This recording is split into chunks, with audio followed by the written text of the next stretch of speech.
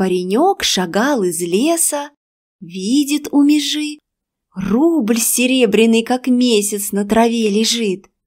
Вот находка так находка, просиял Иван. Будет бабушке махотка и еще кубан.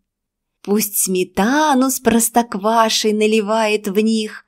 Будет рада баба Маша, молвил и затих. И подумал, как с посудой я пойду селом? Засмеют, пожалуй, люди, прозовут горшком. А не лучше ли сказок книжку Петьке подарить? Вот обрадую братишку, что и говорить. А дадут с рубля мне сдачи, я попью кваску. Только не было удачи что-то пареньку. Ёлки-палки, 2 ореха, сунулся в карман. А в кармане-то прореха. Ох, Иван, Иван! Погрустил чудак немного и побрел домой. И задумался дорогой. Руки ведь со мной. Я из прутьев вмиг хозяйкам наплету корзин.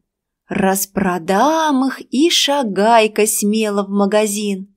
Прутьев много, режь все лето, прутья не дрова. И хвалил себя за это, ай да голова. Так мечтал на травке нежась, то-то хорошо. Как он прутья режет, так и день прошел.